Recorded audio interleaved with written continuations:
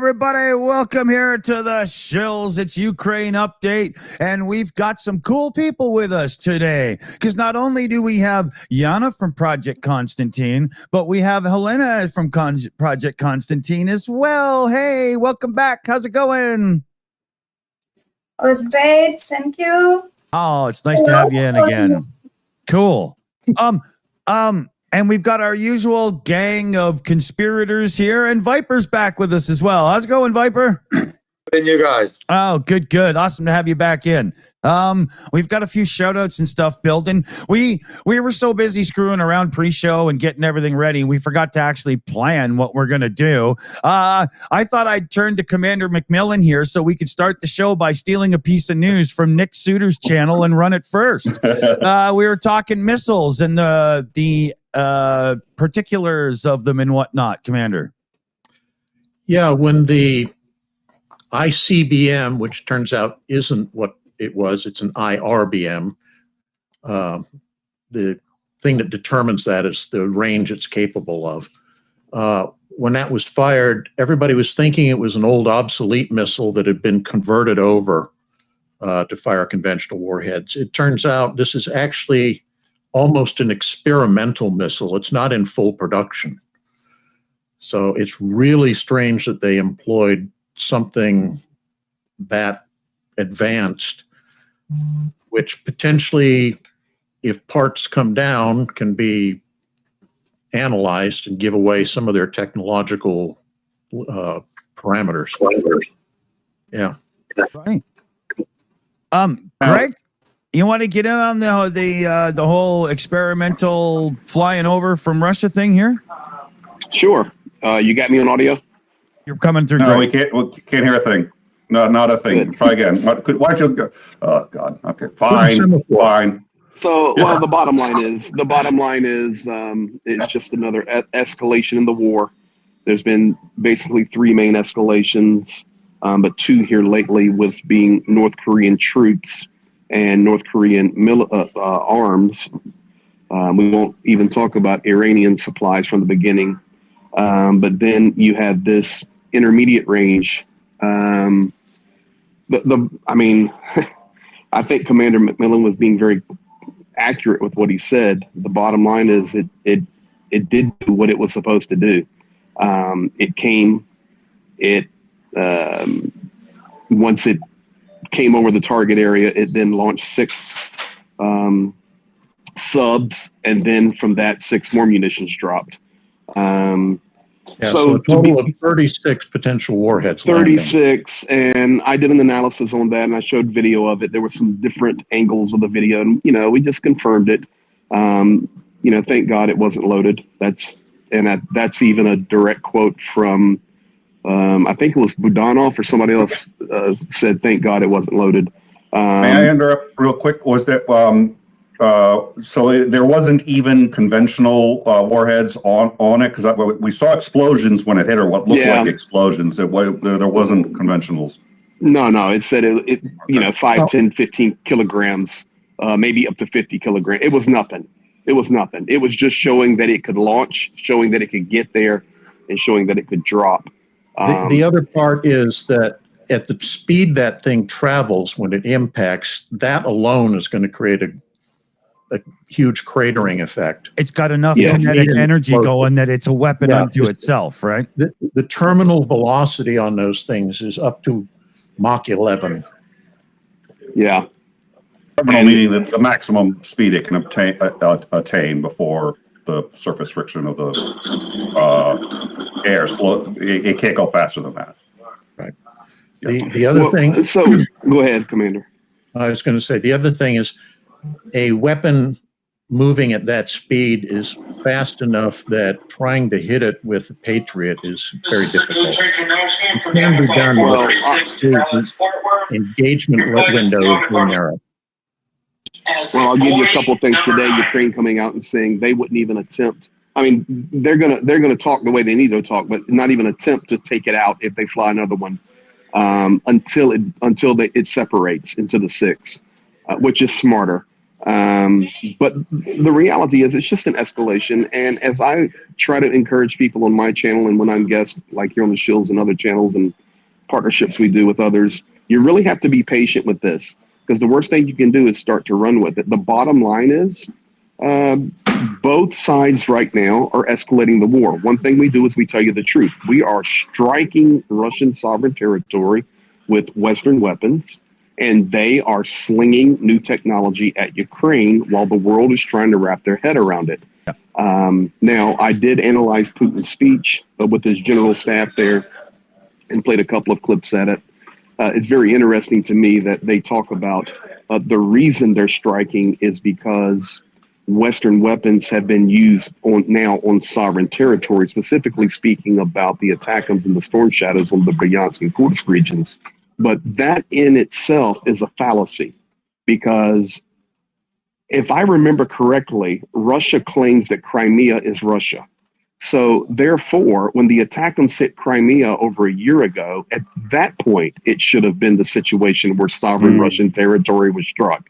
So their entire argument is a fallacy, as we all know. But the reality is, it is an escalation. Do not underestimate them. Do not, because that will lead to, and Ukraine is not underestimating them. And as I share with people, follow the lead of Vladimir Zelensky. That's who you follow and listen to. And I'm very thankful they're not taking it for granted. Playing devil's advocate, the use of ATACMS deep inside Russia, they would technically consider to be an escalation too. I don't agree with that, obviously, but that's the way they are interpreting it. I think that's kind of associated with them using this experimental weapon. Speaking of ATACMS, I think it's interesting that they believe that one of the first strikes that was launched into deeper Russia struck a headquarters building and took out a significant number of high-ranking officers, including supposedly the senior-most North Korean officer who's in Russia right now. Interesting. Yeah, there's even numbers coming out today, Commander, where up to 500 North Korean troops were killed in the strike in the Kursk region. But it's what's being reported, and it very well could be accurate. The bottom line is these things are smacking their targets, and Russia's showing that they struggle significantly to deal with this type of technology flying their way. So that's a good thing in and of itself. So basically, in a nutshell, over the last 7 days, this war has escalated. That's it. It goes all the way back to President Biden letting the dogs out. Yep. And when the dogs were let out, we've seen what has unfolded this week. Now, I wanted to, that's exactly where I want to jump in here. Sorry, everybody. But does anybody here think that Biden is going to continue to let more dogs out of that pound? I think he's going to let everything out he can. That appears to be what he's doing. But ostensibly the reason for this is because Trump has said publicly that support for Ukraine will continue, but it will be conditional. We know now at least one of the conditions, which is that the EU matches that support. The EU cannot and will not match that support, even if they wanted to, they couldn't because of the differential in the military powers and what we have spare reserves that we're sending, but we're sending our old stuff. The EU doesn't have that volume to send, so it's not going to happen. Yeah. Trump is probably trying to sabotage it, even if he's not deliberately trying to sabotage it. I have no doubt he does not intend to continue that support. So one question I want to ask Greg while we have him on is, Greg, let's assume for a second that Biden ramps up as much as he can and that Zelensky is aware, or at least preparing for the fact that they're going to have to go without U.S. support going forward. What happens in January if Trump does, in fact, basically kill all U.S. support? What position is it Ukraine in, and what options does it have going forward at that point? Well, let me answer that multi-part question to the best of my ability. First of all, Joe Biden can't back up now, because once you have released this type of weaponry to strike Russia, it only takes one strike, and now the escalation is done. So you can't, okay, well, gloves off for a week. All right, guys, let's rein it back in. That can't happen. As far as President-elect Trump is concerned, I defer to President Zelensky, and I'm not deflecting your question. I only share what I believe to be coming from Ukraine. I can tell you today that Rutte met with the Trump team in Mar-a-Lago. They spoke about the NATO situation. They spoke about the European situation. They spoke about the war in Ukraine. In addition to that, Zelensky come out today. I actually have the information. I'm working on it right now. I'm going to put it out maybe tonight when I get to LA. But Zelensky came out today and said, stop trying to predict what Donald Trump is going to do. I have a positive reassurance. So for me, it is only November the 23rd. If you think we're going to be looking at the same war come January 20th, that is 2 months from now. Right now, we're struggling to hold our front lines at all, specifically in Kharkov and Pokrovsk. And this war will look completely different come January 20th. There's no way it will not look different. So for me personally, Nick, I'm just hopeful. I'm hopeful that we are in a position that more education comes to the Trump administration. They recognize that this is not some regional war, that this has global implications, but most importantly, it has American implications because it's the MAGA movement. So it has effect on our entire world. So instead of trying to predict that, I'm not deflecting, I'm deferring. Zelensky came out today and said, we shall see. But until that time, we're fighting. I can also tell you to answer the third part of that question. If support stopped, Vladimir Zelensky has stated multiple times that we fight on. We fight on. And I personally believe that. There is no way. And Viper is here. He's there on the front.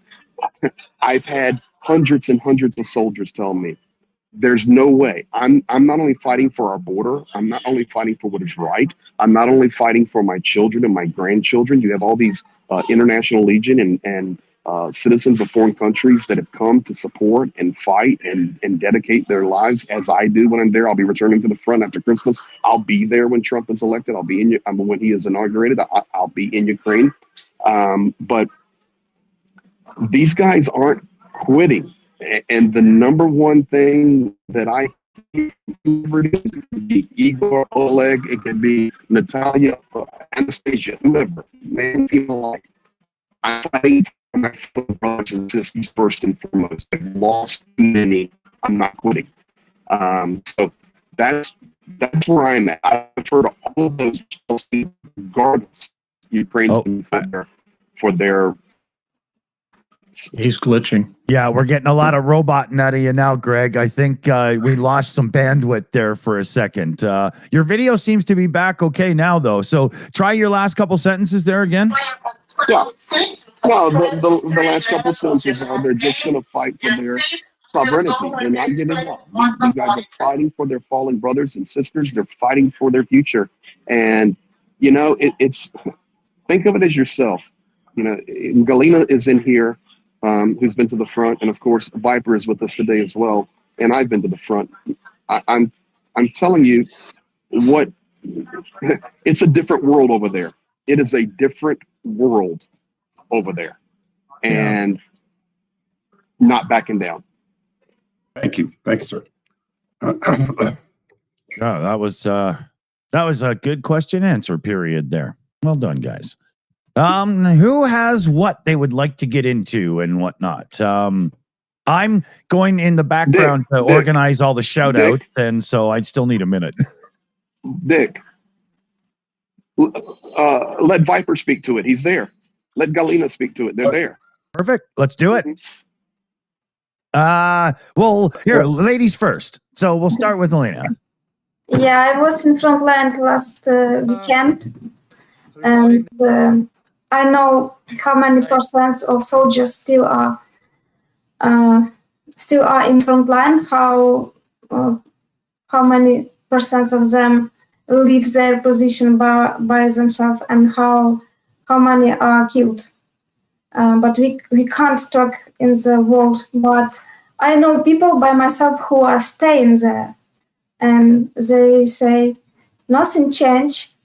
We lose some moral, but we grow in some skills.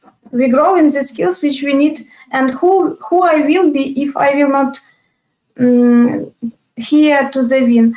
Who I will be if I can just leave my position and I will go to my family, and somebody else will win this war. And who will be I if I will be not here? Yeah, I'm very grateful, and it's a great honor to have deal with such kind of people. But people are people. There are another way to another opinion. Yeah, and through our between our soldiers there is also another opinion. They are tired. Their health is like in low line, and they can less. They hope. And what we can do? Between my friends, there are such type and another type. And it's a question for every Ukrainian. What can I do? And what I want to do? Do I want to support or do I want to be hidden from this war? Yeah, but still I know people who are working. What they ask, don't... we want to work without commanders, you know. Let they give us this opportunity to work. Let volunteers can bring us more technologies. Yeah, let we just can pay for my friends. They pay from their salary 60% for drones, for example, for parts of drones, and they do these drones. They in labs. It's a question of moral, but moral is different. And we are here to understand which side we want to support. Yeah, I awake. Yeah, I am awake every day with this question. And I remember as Peter wakes always before his contract, he asked us what we can do today that can help tomorrow. Yeah, I know something you said, Halia. You mentioned it in our chat with Radek today. You were talking about the Matrice drones that we got them, and I think, yeah, Elena, it's kind of that thing where you're like, from our side, with blood for it. We've lost friends. If we stop fighting, then every work for every offered is in vain. So I think take stones and throw it. We'll never. We get Viper to, I don't know, I think Dick Yeah, is we got- out, so. We just got the last part. I think the audio is better now, but kan jy herhaal wat jy gesê het? Ons het dus niks gehoor nie. Yeah, sorry, I've got a delay. Our internet's not the strongest. Could you repeat yourself, Viper? No, I mean the whole thing, just because we boosted the audio at the last second, so now your audio is fine.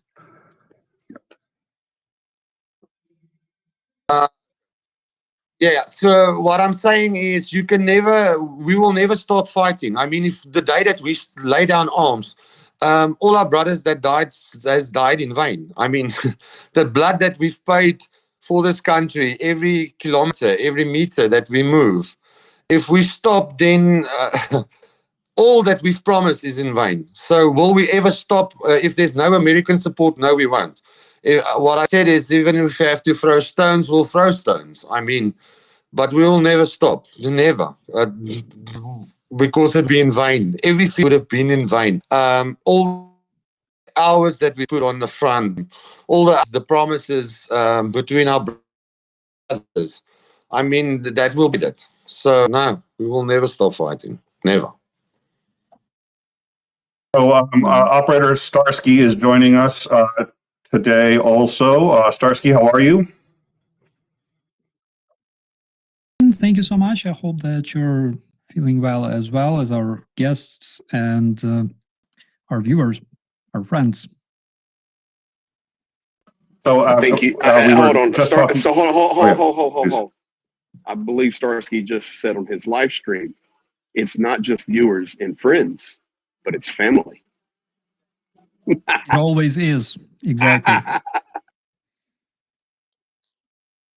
So, you know, in the U.S., the victory of Donald Trump has been very divisive, and a lot of people have been worried about it. So we were just talking about, is he going to continue to support Ukraine? Greg had mentioned that Zelensky sounded at least cautiously optimistic about it. Do you have any thoughts, Starsky, on how the U.S. election may, now that we know the results? Because everybody was like holding their breath until the election. Now we've had the election. We know things are going to change. Trump is nothing if not an agent of change. What are your thoughts? And actually, I'm gonna cut you off. My thoughts is that there's a delay, so it's going to make things really difficult. But I can't ask only just one question at a time. I'm going to ask you the second question as well, which is, what are your thoughts about the ICBM that landed in Ukraine? So I'm going to hit you with both questions because you're late. That's what you get for showing up late. Next time, be on time, sir. I'm aware you were streaming, but priorities. I am sorry, Vladimir. So. Well, let's start with Trump. Okay. You time, Nick. Ukrainian time for that. I believe that Trump will keep supporting Ukraine because Trump is interested in return of investment, and Ukraine can provide the U.S. with return of investment. Because again, there is this big delusion that the money were just sent to Ukraine and they will disappear there. You know. So what I understand right now from like different rumors coming from different sources within the office of President of Ukraine, Ukraine is ready to return the investment that will be beneficial mutually for Ukraine and the West, because Ukraine has a lot of resources. Generally, Ukraine can easily trade with the rest of the world because we are the same people. We are civilized West, basically. So it is estimated that there's approximately $7 trillion worth resources in Ukraine that can be traded with the United States and with the rest of the world, which Trump, as someone who thinks money and likes money, understands. That is one thing. Russia is sanctioned forever. Let's forget about Russia. And another thing is ICBM. Again, I heard a lot of rumors that it was not ICBM, it was a different type of missile. People who heard this name RS-26, they went straight to Wikipedia, where it is written that it's an intermediate range missile. It's not an ICBM. But the interesting fact is that when you go to the Russian Wikipedia, it is designated as intercontinental ballistic missile in Russian language. Why it is done this way is because this missile was produced in Russia in violation of Treaty of Elimination Russian intermediate and intermediate range and short range missiles. Therefore, Russians who violated this treaty, they understand that this may have consequences. What do you do when you want, on the first place, scare everybody with your military power, with your missiles that can fly like 6,000 kilometers and everything else, but at the same time pretend that you're a peaceful country that respects treaties and everything else? Well, it's basically when you say one thing to the Russian-speaking audience and say a different thing to the English-speaking audience. That is exactly the reason, by the way, why Putin invented this thing that was never heard before, called Oreshnik or Hazel. Like, no idea why they call it so in such a stupid way. It's still beyond me. But and by the way, a family in Tatarstan, a family of the Patriots, called their son Oreshnik today, which I'm not surprised at all because they're Russians. Okay, we know. But what's the difference between Oreshnik and RS-26 Rubezh? The difference is approximately the same as the difference between Iranian Shahed and Russian Gerань. Like, the difference doesn't exist, it's just the name. And Oreshnik was, by the way, the article on Wikipedia basically emerged after the Russian strike. This article was created that, oh yeah, there is such a missile, legendary Russian missile produced by Russian virgins in Siberia and washed by, rinsed by Putin's urine, to increase its tactical characteristics. So this missile only exists since 2 days, ago. So that is my opinion and what I know about it. So let me also ask Slavie, because I don't think we've heard from you yet. Any thoughts on either of the questions I asked, which I won't repeat because I think everyone's getting really sick of hearing my voice, especially Greg, who I know just starts to his ears start to bleed and he gets into the fetal position. So just for his sake, I won't repeat the questions. On aid to Ukraine, I don't think Trump is going to stop it. It's just in United States not in the best interest. And imagine if he does stop it. I mean, he will be a losing president even before he makes his inauguration speech. It's impossible. And he's peace through power kind of guy. And it's just impossible for him. Now, is it going to be aid like we've seen it before? Maybe not, probably not. I'm not sure what's happening with the Lend-Lease. I really hope that it will be a Lend-Lease. That way Ukraine can just go shopping, get whatever they need and get it done. But that's where I'm kind of with it on that. What about as a Nick? Oh, yeah, please. Nick. Okay, so here's what's interesting, okay? And this is, just observation. You asked a question to me, Starsky wasn't in the room. I gave you the exact same answer, basically, he gave. So you had the American working in Ukraine perspective, and you had the Ukrainian veteran hero fighter for truth perspective, and they were at different times, but we gave the same answer. Yes. Pretty interesting. Well, and okay. So what I'm going to do is I'm going to basically what Greg is doing is bragging about his facts only way of dealing with things, which is actually one of the reasons why. I'm sorry. I don't think I said anything. No, I'm dead serious. Greg. I have a flight to catch to Los Angeles in just a couple of minutes. I am in Atlanta, but I in all seriousness, I really was trying to be serious on that. It was, it was interesting for me to hear. I was interested to hear what Starsky was going to say, and daggone it, if he didn't say the same thing, and then Slavie saying the same thing, and Commander saying, I think there is some from all of us who support Ukraine and have been doing this, the Ukrainians in here their entire lives. I've been working in Ukraine 26 years. All of us together, we're seeing some similar things. So for me, that's encouraging, to be honest. That's a very important observation. Thank you. And now that Dick is back, I will surrender the reins. The power coursing through me for 5 or 10 minutes. Yeah. I think this is just the start, because we already have like the same kind of thinking, right? The same kind of mentality.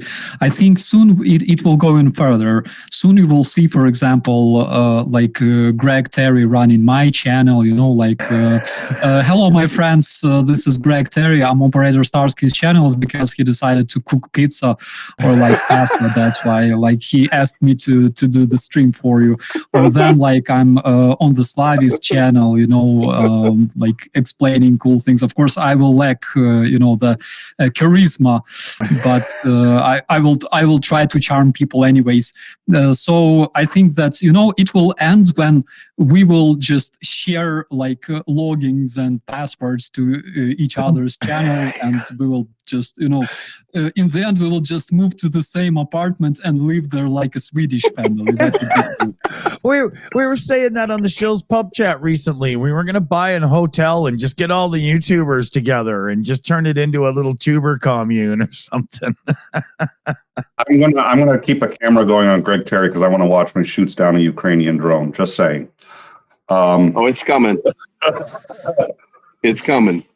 You go okay, I don't know what he's talking about. I had another question I was going to ask, and then Dick shut up. So now I figure I could still ask it, but I can't really remember it. So, I think we're screwed either way. Darn! I was just going to say, go for it. Yeah. Okay. Yeah. So, in Zelensky's plan, and I forget if he had mentioned this explicitly or we were talking about it afterwards. I think he mentioned it explicitly. The EU seems to be really supportive of Ukraine, and they lament often, if I can tell, that the US isn't as supportive as it could be. We at that point only given 10% of our aid. Having said that, the EU is still getting, if memory serves, 10% of its energy from Russia, and this is a large part of why Russia has been able to stay afloat. Now, we keep hearing, I've heard recently that Russia's economy is going to collapse within about 2 months, that's what economists are predicting. Having said that, I've been hearing that for the last 3 years. So I'm a little skeptical about that.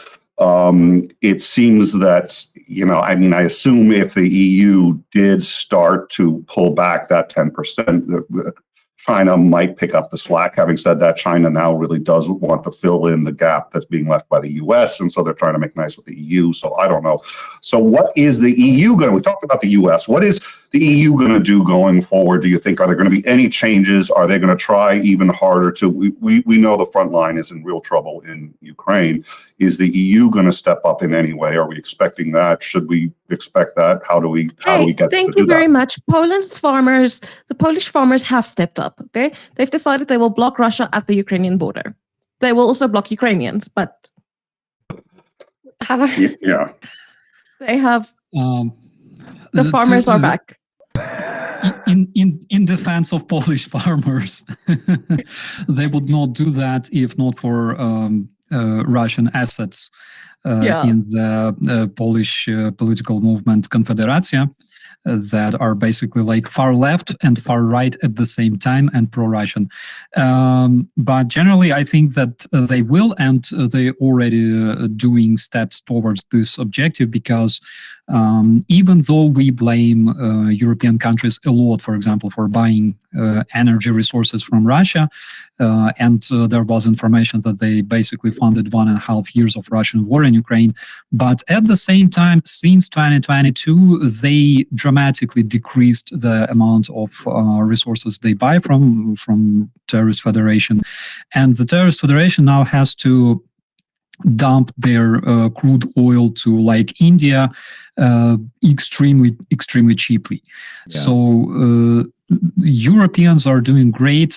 Yes, Europeans had to solve this problem in a very, very fast way, and they had to completely change everything, change all their exports and imports. They had to make 180-degree turn, which is in such a short period of time. Guys, they literally changed their like whole long-term planning and perspective on energy. So who knows, maybe in the future we will see like nuclear power plants opening back in Germany. That can also happen because of that. Maybe not, but they did, I cannot say that they did impossible, but they did a lot to stop Russians from receiving additional funds to continue this war. And for example, currently one of the biggest problems, unfortunately, remaining is liquid natural gas that European countries like Belgium or Spain or France, I believe, receive from Russia, keep receiving from Russia. And that is, I think, maybe the big, even though the import is comparably not that big, but it's the biggest resource that they're buying, like the biggest amount of resources that they're buying right now, which is LNG. Oh, we cannot hear Greg. He is trying to speak, but I'm still in post mode. Apologies, but let the Starsky finish and then hear Greg. Greg, you were speaking. I couldn't hear it. I don't know if anyone else could. But Starsky, please.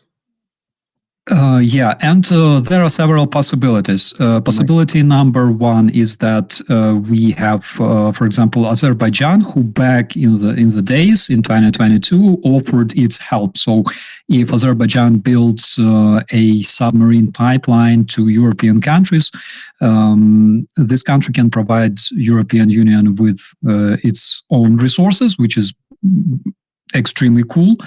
And we have another possibility, which I was thinking about, actually. I was wrong about it, but everything can change, is about Iran. Because when the invasion began, the idea was that Iran, because it was sanctioned and everything, it could also step up and basically provide Europe with its oil in exchange for removing sanctions, which would be like very, very cool, for both countries.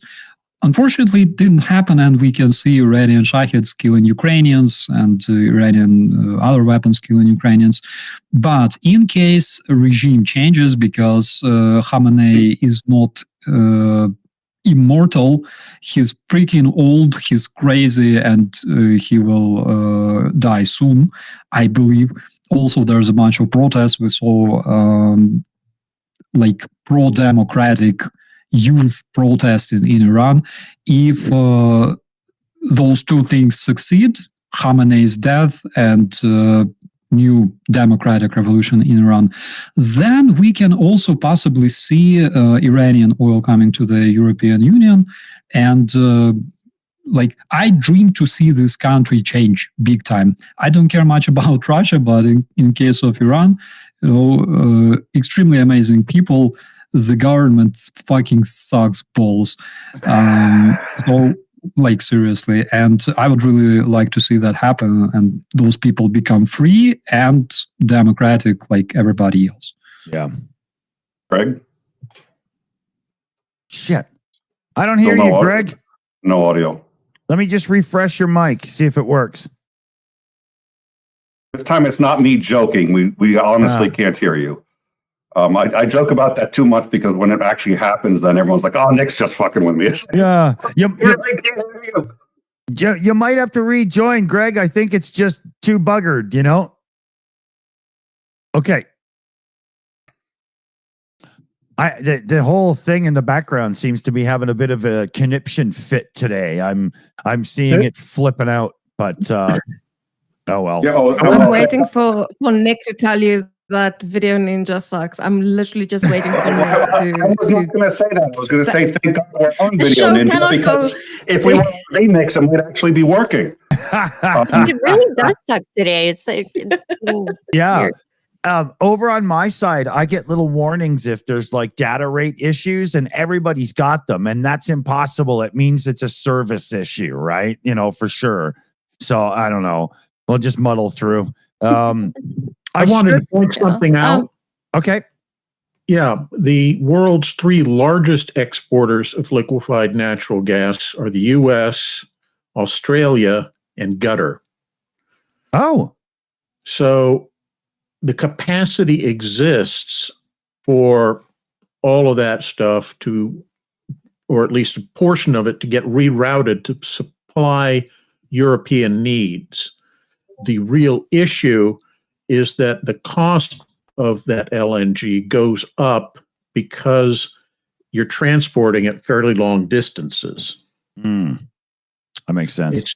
It's cheaper for the European countries to get the LNG from Russia because there's a direct pipeline. Right. That does make sense. Greg, can we hear you now? You hear me? Yeah. Check 1, 2, 3. Yes. Awesome. I was just going to say, I wanted to make a statement about Starsky and not only his, but others' observations about Europe. I'm seeing a lot of positive signs come in. I just want to confirm it. Positive signs come in, especially from France, Great Britain. You know, I have to imagine there is an immense amount of pressure upon Olaf Scholz in Germany right now in regard to Thurs. And I think we may hear more about that in the future. There are some talks right now, the mini Taurus and all these little things, but I just have to believe. So I'm hopeful for that. I'm just going to tell you right now, I think there is a wave of support coming for Ukraine that we haven't seen yet. And I'm not speaking about the United States. I'm just speaking about in general. I think the world is waking up to the fact that Ukraine can win this war. And they're waking up to the fact that Vladimir Putin truly is a maniac. It's not, he's just a dictator and he's evil. He is a maniac. He must be destroyed. And that Soviet evil system, criminals, must be defeated and destroyed. I really believe the world's waking up to that now. And I just want to say kudos to Ukraine for standing so strong and for all of us supporting them. Because I'm believing 2025 is going to be a great year for Ukraine. I'm so hopeful and encouraged, and we're fighting until victory. Yeah. And you know, once again, I'm going to stand by what I've said from the get-go. I'm just believing that governments are going to follow suits of grassroots organizations. I really believe that. They're seeing it. They're seeing the people. They're seeing the swell. Listen, guys, I can't tell you. I was just in Pennsylvania. I'm in Georgia right now. I'm heading to LA. But yesterday, my wife brought me all this stuff from different stores she was at where Ukrainian flags are flying. They're in rural Pennsylvania. I was just in Virginia last week, and Ukrainian flags are flying at just a mom and pop hardware store where they said a portion of everything we sell, we send to Ukraine. We send to Ukraine. People are understanding it. And I believe the more we stay diligent, do our jobs, that, you know, for such a time as this, the assignments that we all have, and if we stay faithful, we're going to We're going to see the results of that. I'm encouraged. I do want to say before I go, Jana, let me say one thing, and I'll answer you. Or you, if you, these two ladies right here are doing an amazing job with Project Constantine. And I want to say thank you to our communities, all of our communities. We just were able to send another $5,000 to you guys. And listen, that's not me. We're just a filter.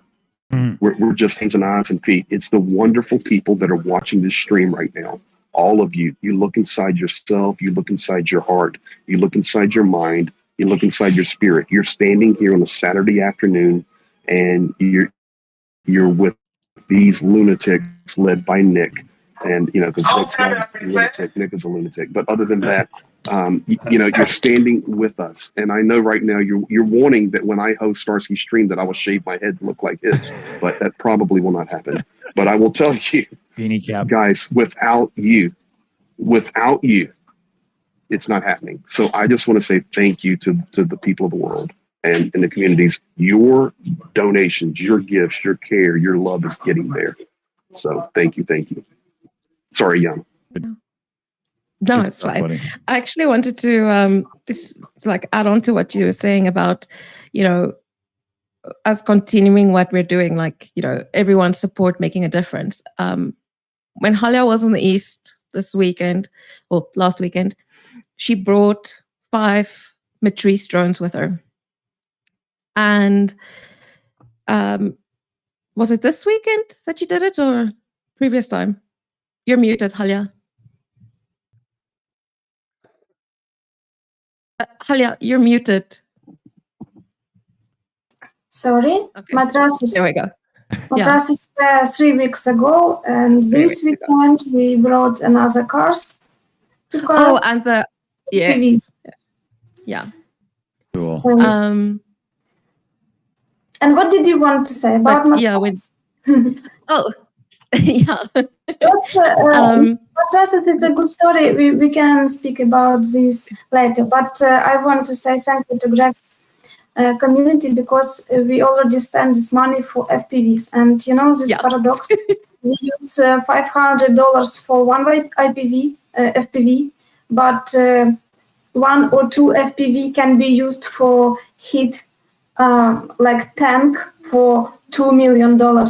Yeah, and yes, FPV is high cost and one time used it's 5 or good is 6. With thermal camera it's $800 or $900, but in this comparing, Jana? Comparison, it's very useful investigation, you know. So if we could bought just 20 FPVs this week with your help, it can be 20 or 10 huge technic cars or tanks or motorbikes with 5 orcs on them. You know, it's everything works. Everything works. Yeah. You can see a video. We are working with a media team of 67. We share which each other materials, reports of these gifts for orcs, these drones gifts, and we see that everything works. Yeah, so thank you. You do a lot, and you did a huge impact this week already. Definitely. Definitely. I mean, I wanted to bounce off of that because I think Project Constantine has been doing some spectacular work, and those drones are extraordinarily important. But we also have with us Viper, who is looking for drones. So this is he's looking for a different kind of drone. And if he's here, I'm not sure if we still have him, but I wanted to hear about Viper because he's also fundraising for drones. It's a different kind of drone and for a different reason. So if while Viper is here, he could explain that to us for a little bit, I think that would also be a huge help. Are you there, Viper? Okay, we cannot hear you. And since Dick has once again left the stream in the hands of a lunatic, as some propagandists would have you believe, Yes, Viper, please. Nick, Yep. Nick, can you adjust the audio on him, or does Dick have to do it? Dick has to do it. I have no control of the back end. Okay, so this is very important what Viper's getting ready to say, because we need to support them as well in that unit where Viper is at. Dick is back. I know it's already happening. We're partnering with it, and Dick is back. But I need to bounce. My plane is going to leave me. So, but please, guys, not only Project Constantine we need to support, but we need to support Viper in that unit as well, and all the guys that we can on the front. So just for me, I'm sorry I've got to bounce, but if I don't, I'm going to be sitting in Atlanta and I'm going to be in trouble in the morning. I was just being in LA. But thank you all very much. Nick, we'll get together. Commander McMillan, absolutely. Bless you, my friend. Nice to see you. Slavie, I'll be landing at LAX in a few hours and I'll wave to you out the window. Starsky, yeah. Thank you. Starsky, we'll get together soon, brother, and maybe I'll put a bald head wig on, so we'll have a good time. Galina, I love you very much. We're gonna look like, like two balls. Two bowling balls rolling Galina, to a bar. Two bowling balls. Galina, love you. Jana, love you. Viper, we're going to get together. I'm going to get you on a stream as well. Thank you. And we're going to support you, brother. Thank you. And Dick Dawson, dude, I love you. I love you, bro. All right. Blessings, guys. I'm sorry I got to run, but all right. Bye-bye. Take care, buddy. The white zone is for immediate loading and unloading of passengers only. No parking in the red zone. That was funny. Oh, man. So let's hear from Viper if we can get his audio back please. up.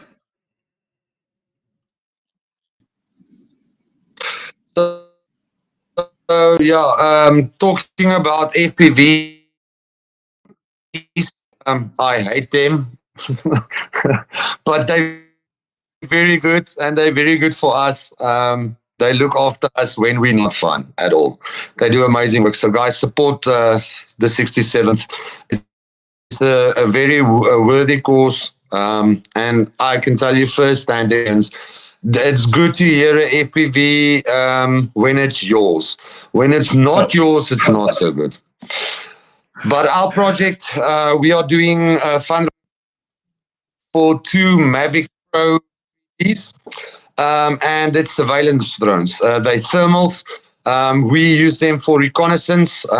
Because conventional way would be to send a small team of 2 normally to do reconnaissance.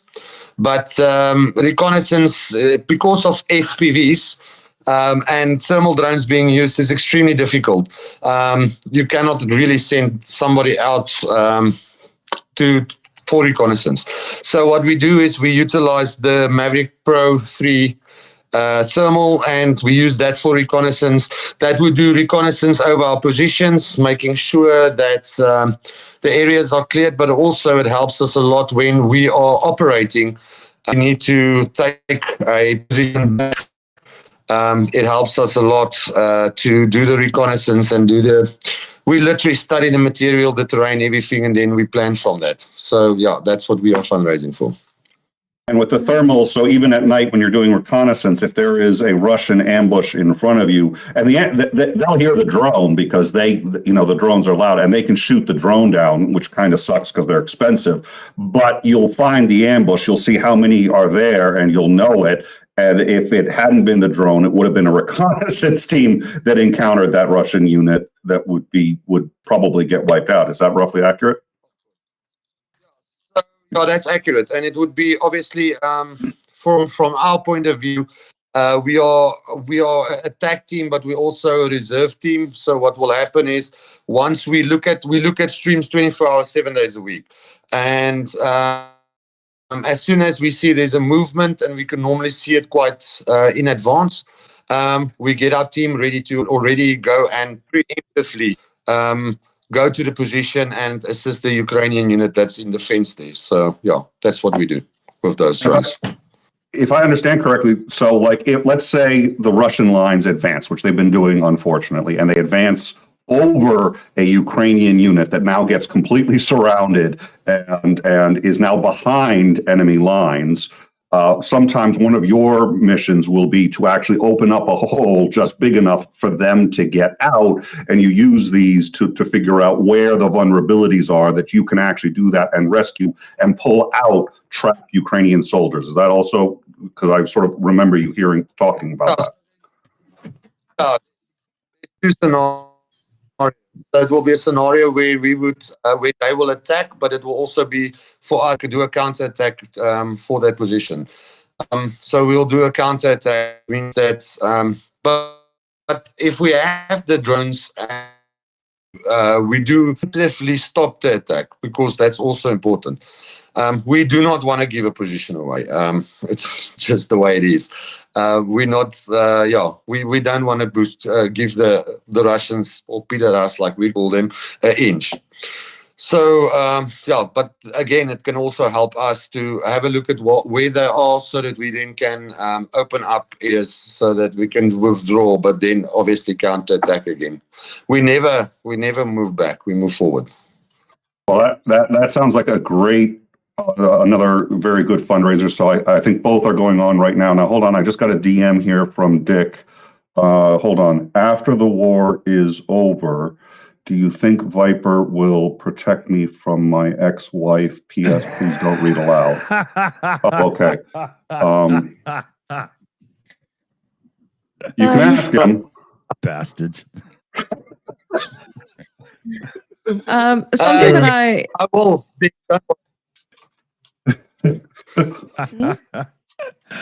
Oh, that's funny. Yeah, I actually want to kind of add on to what Viper is saying with drones, and Halina and I often talk about it, like, how do we get people to donate to drones?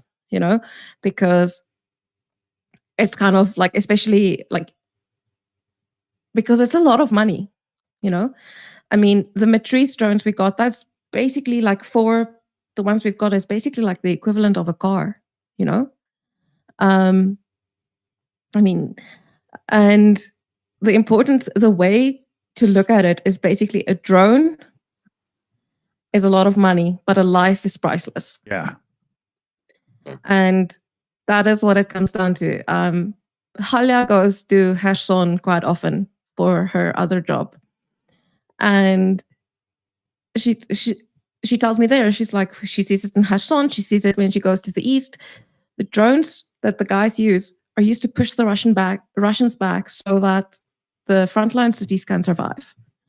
And Halia, you said you were in Krama, and there are still people there. And she asked them, "Why are you guys here? Like, why haven't you guys left?" And she said, "Because," and they told her that they are staying so that the soldiers can have a normal weekend every now and again. Right. So that they don't feel completely isolated. They can leave when they're on leave. They can come back, and they will, it will feel like home for a bit. Yeah. Yeah. I want to say one episode. Cafe and restaurants, the best and the cheaper food, the best food in Ukraine. I never tried such delicious food, and this attitude to soldiers. I was impressed, because this area is 25 kilometers from front line, and this business still is there, not for money, because it's the cheapest. It's not relevant. Yeah, but this attitude to soldiers, it impressed me a lot. And about these mattresses, it was a story that we couldn't buy them during a month. Our guys, they asked it like in end of September, and we tried to, in several shops in Ukraine, we tried to buy them through our bank, and shop in Ukraine couldn't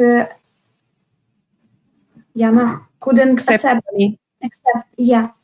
transfers, and we fixed our PK's organization's bank account after Pete's death. I had to change organization paper and then our account. So it's a long time I did this, and we did this through these tried to buy mattresses. And one day I asked our commander, please, Sammy, maybe it's mark from God that I don't have to buy them. They cost a lot, he wants 5. And he said, no, Halia, I need them tomorrow. And this day everything was done. Like our bank account was approved by bank 2 weeks. They couldn't approve my rules, my rights for this account. And we did this transfer and we were so happy. And as I said, in the shop manager said, in 3-4 days, they will be ready. In 5 hours, he sent message, please take your mattresses.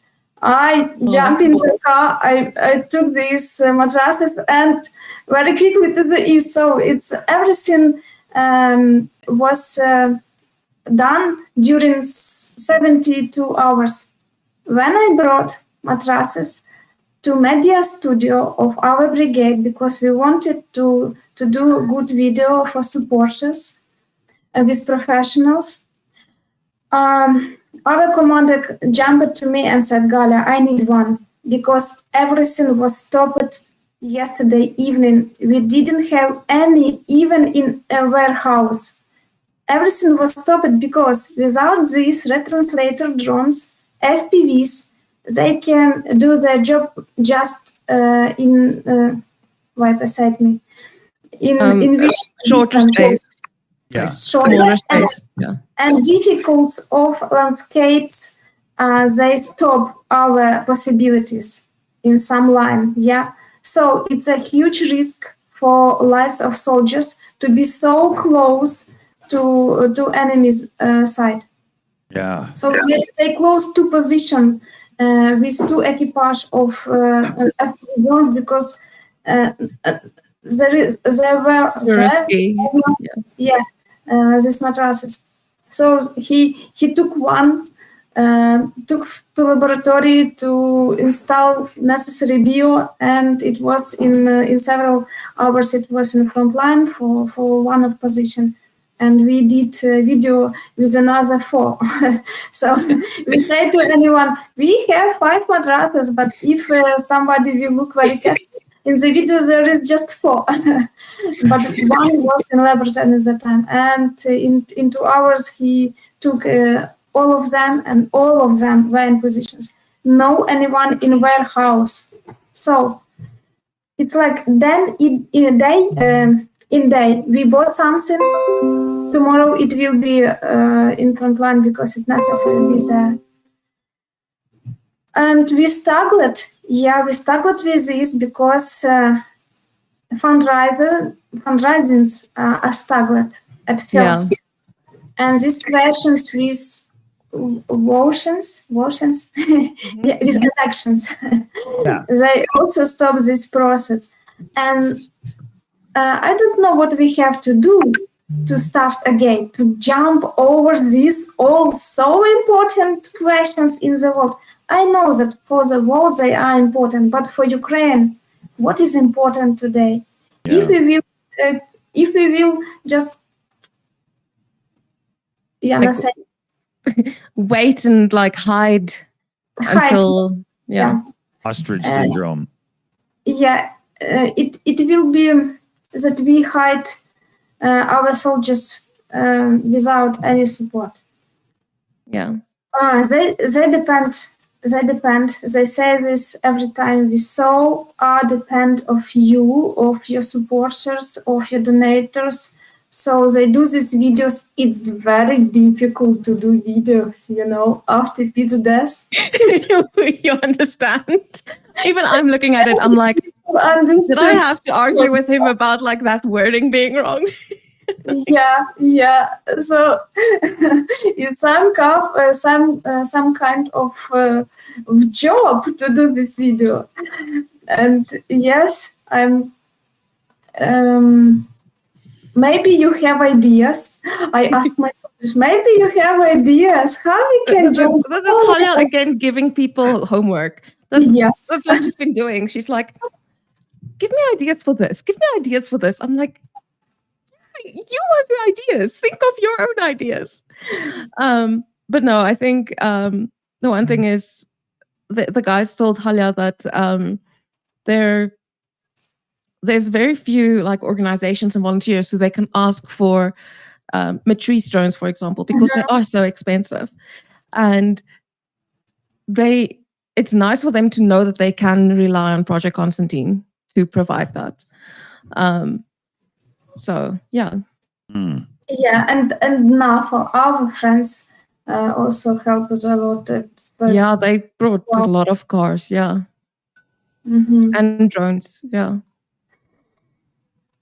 All right. Let's see here. Nick's got. Oh, okay. He just got out of his chair. So I can come back. I can still hear, and I was just yeah.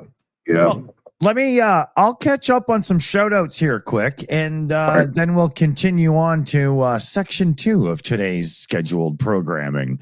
So we got Dunk on You 23 coming in with a direct Ko-Fi donation there, $20 one as well. Remember Holodomor.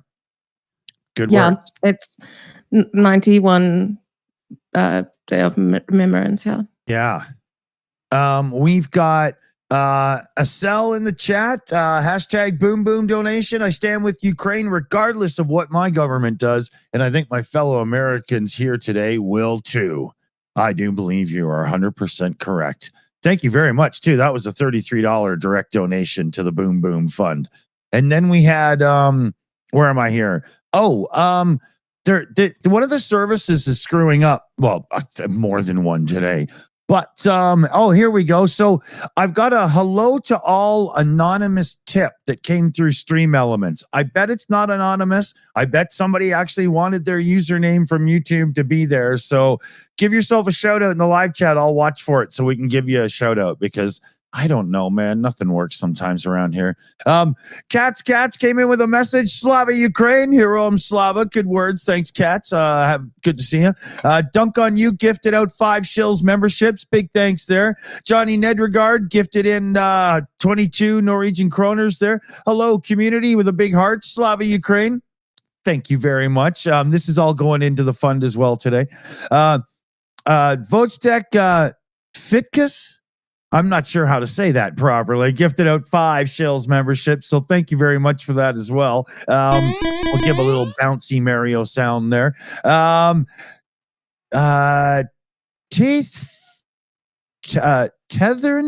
It's TEETH. So our 3-3. So that's got to be teeth. And then 4N. So there's a way to say that, but I don't know what it is. And it's 4,000 or 2,000 Hungarian forints with a cool super sticker banana pear dude jumping around. Why does that little pear guy have a sweatband on looking like he's from 1978? Does anybody have the explanation to that? Petra Olsen came in with 129 Swedish kroner super chat there with love to Ukraine and with love it shall be sent. Johnny Nedregard came in gifting out a Shills membership. Yvonne Way came in with a message. Hi to the Shills and to all the guests and hello to you, Yvonne. Papa Dutch came in with a $10 super chat. Never quit. Razum du Pramley. Somebody who can speak one of the languages over there would have to read that because I'm not that person. Is that it? Yeah, well done. Means together to victory. Okay. I like that. And Slava, Ukraine. Thank you there, Papa Dutch. Johnny Nedregard again with another 22 Norwegian kroners there.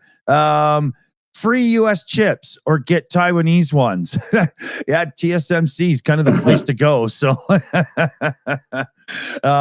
Papa Dutch again with a $5 super chat. The amazing part is how the non-government reaction, thanks to the internet, has created an official and non-official supply chain. Well, that's very true. The way this whole thing is, it's completely different to anything else we've ever seen happen in a conflict, isn't it? That's crazy. You know, I like it. I'm happy to be a part of it. At least I can help because I'm not somebody that could do what Viper does. Ohms came in with a cool sunflower message. Love it. That's awesome. Papa Dutch with a $5 super chat. What sort of person becomes addicted to deception? You'd have to ask that orange painted guy named Donald. Papa Dutch came in with another one here. What a fantastic convention. Yeah. Papa Dutch again with another one. Papa Dutch is on fire here today. Russia has already collapsed morally. Long time ago, very much. I mean, going back to even before the surf culture, right? Yvonne Way gifted out. Sorry? I don't think they were Yeah. ever moral. I'm with- They had never morals. Ever. Yeah. Yeah, I'm with you on that one. Yeah. Even going back to like, Viking landings and the founding of things and whatnot, Well, actually, Vikings used to enslave Russians. They hated Russians. Well, at least they were doing it. That's good. Yeah, exactly. We had J Penn gifting out Shills memberships. Big thanks. Thank you so much. Papa Dutch comes in with a $5 super chat. Consider the chat the Pony Express and Western Union rolled into one. That's an interesting one. Nurse Sean came in. If the Russians use a nuclear weapon, is the orgy on Shikravesta still on? Oh, yeah, that's a $10 super chat as well. That's a good one. I can't say it properly, but I do know the reference. That was a good one. We're almost caught up here. The Weasel came in. Come on, Ukraine. €5 or £5 super chat. Thank you very much. Blonde Bombsheller, Viper, be blessed. And big hearts. Big hearts. Love it. Papa Dutch in with another super chat here. Could a motion sensor be combined with an encrypted ping to a command control network? Sounds possible to me.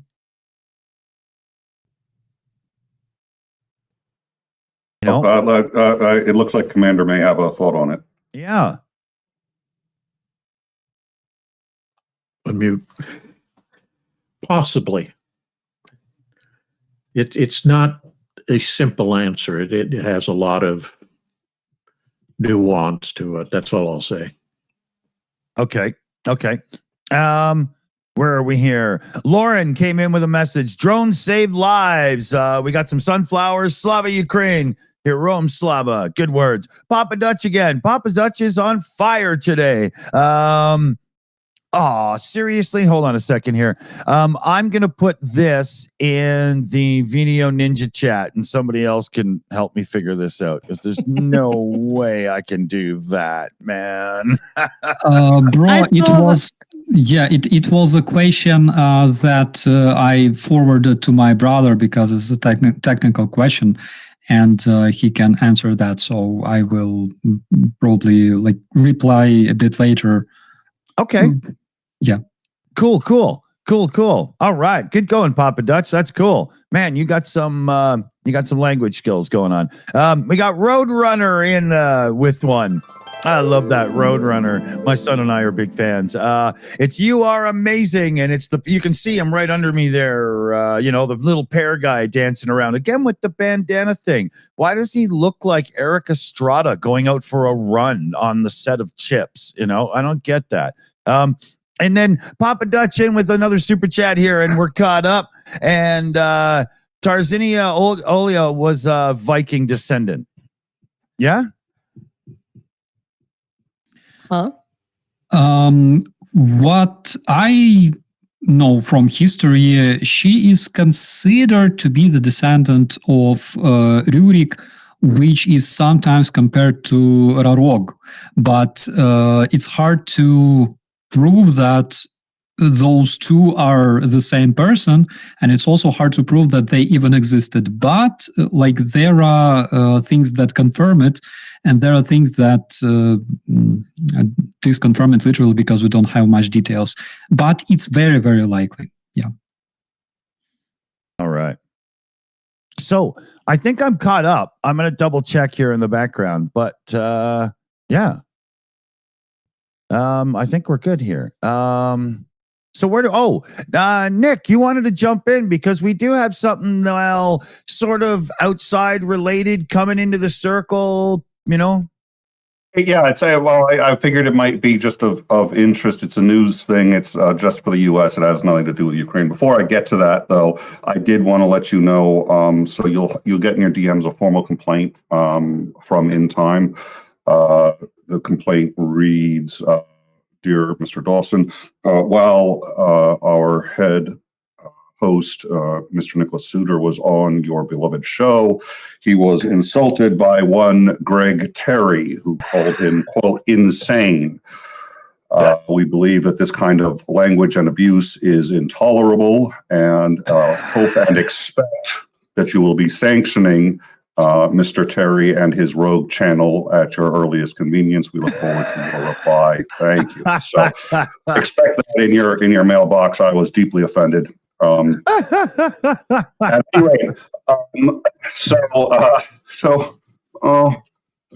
oh dear Lord. I'm thinking of becoming a Ukrainian because I don't know. I want to be an American anymore. So Trump, as everybody knows, has decided to make Musk a key member of his cabinet because the world isn't on fire enough. Musk is creating Musk and Ramaswamy. Dear Lord, I don't know. Ramaswamy. Okay, thank you. It sounds like a brand of frozen food that you get in the import section, you know? Yeah. Just call him Vivek. Yeah. So they're creating the new government efficiency group. Musk has pledged at one point to cut 80% of the federal workforce, which would obviously be utterly insane. Why Musk recommended it and why Trump has tapped Musk to run the government federal employee program. So we have learned that they are going to obviously have to work with Congress. So a new subcommittee is being formed.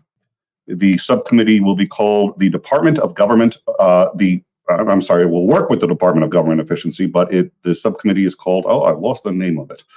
The Subcommittee on Delivering Government Efficiency, also spelled, the acronym is DOG or Doge, sorry.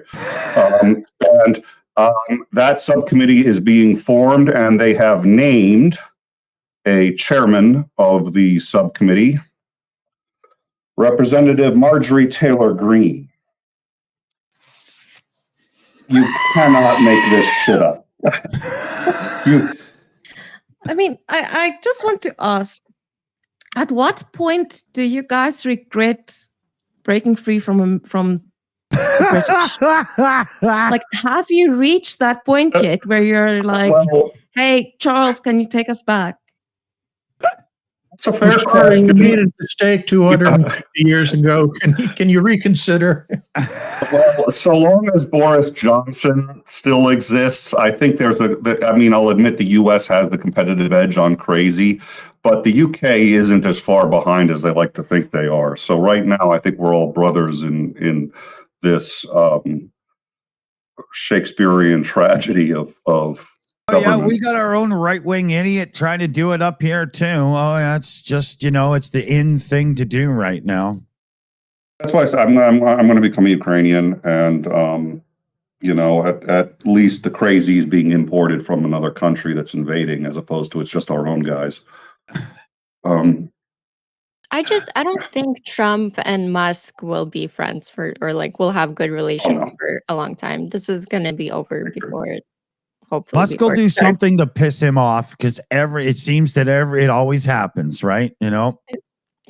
They're both narcissists. They're each going to have to establish their alpha maleness in one way or another. So Musk will deliberately piss him off just to show that he can do it and get away with it. And Trump will say, no, absolutely can't let him get away with it. So he's going to push him out, and that's going to start the two of them. And hopefully they're going to distract each other long enough that 4 years will have passed, and Trump will be like, it's about time I start governing. What? It's time to go? Yeah.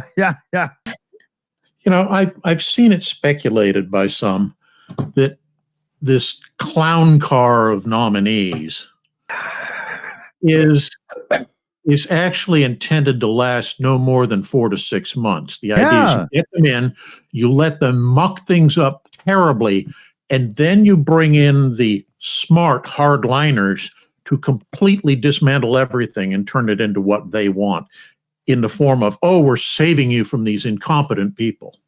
Right. That's the whole reason to do is from when actual people, the smart ones, come in, they're the heroes. Yeah. It seems like a lot of work. Basically, here's Goebbels and Himmler. Look how great they are as compared to these buffoons. Yeah. It's accelerationism, basically, to create as much chaos as possible so that once the world is collapsing, you can have it rebuilt in your own image. And both, at least Musk is an accelerationist. Trump, who the hell knows?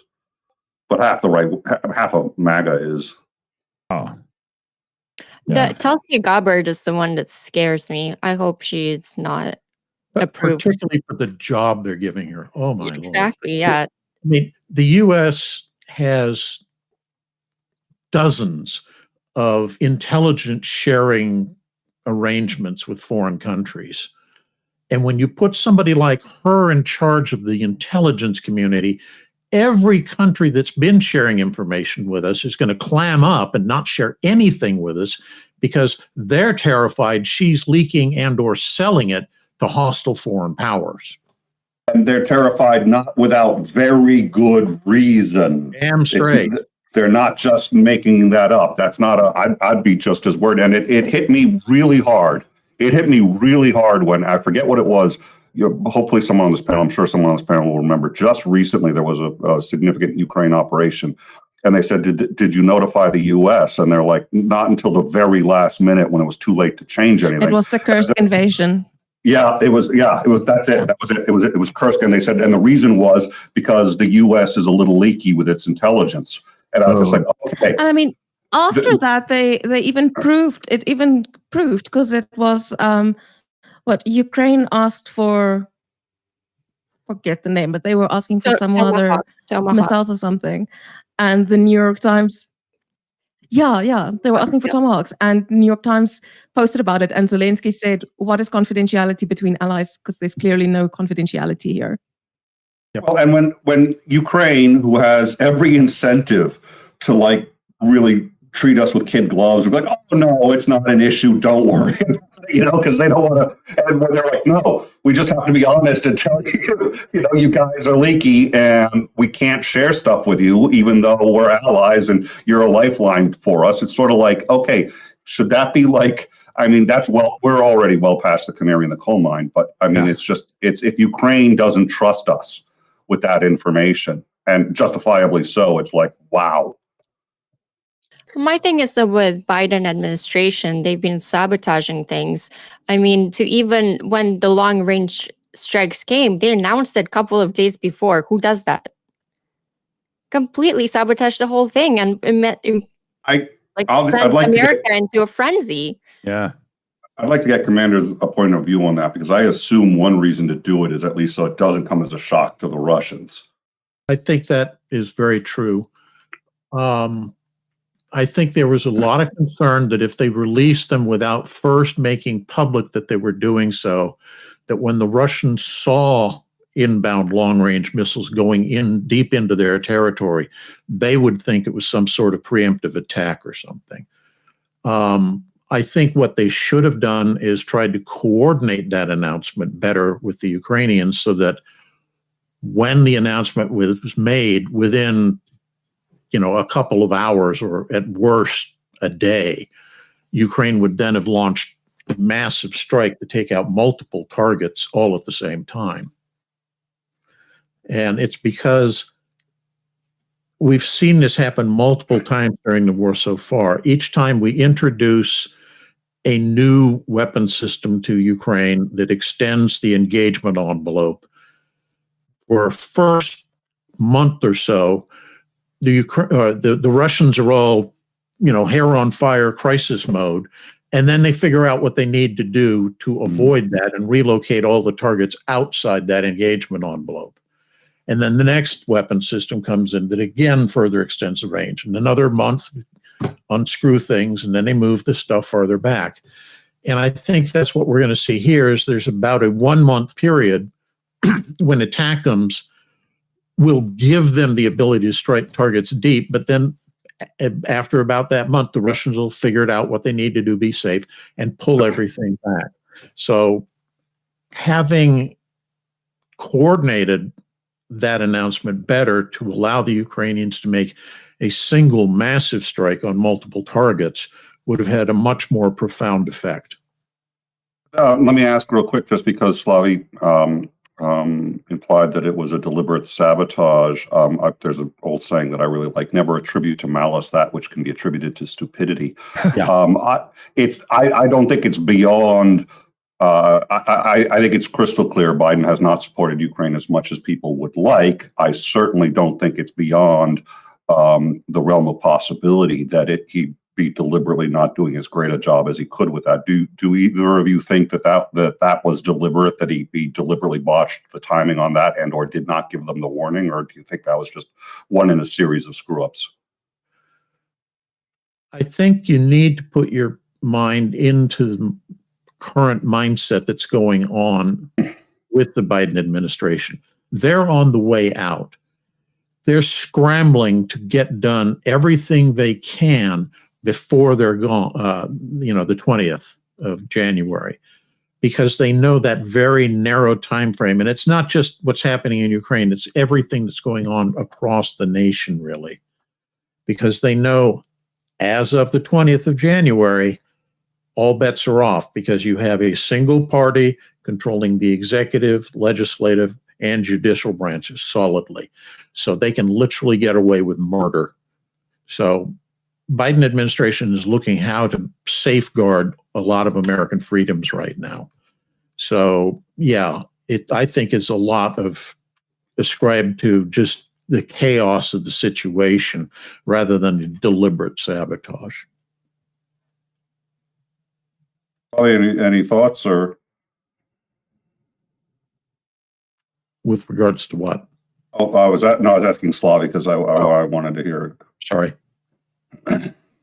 Yeah, I mean, it could be that exactly, but I mean, Zelensky was pissed, and it seemed like his anger was towards the Biden administration, and that's what I'm going off of. With good reason, he was pissed. I don't dispute that. I think the Biden administration screwed up from the very start. I think the moment the Russian troops started crossing that border, massive amounts of US and EU aid should have been flowing into Ukraine. Instead, we've done this little trickle-down effect kind of thing, and it has done nobody any good. It's prolonged the conflict. It's made the number of casualties on the Ukrainian side considerably higher than it should have been. Yeah, I'm equally upset, but I don't think it was let's screw Ukraine. I think it was they're still viewing the world through the Cold War prism. And they don't understand that we're living in a post-Cold War world. So all those previous doctrines no longer hold valid. It seems to me that the victory plan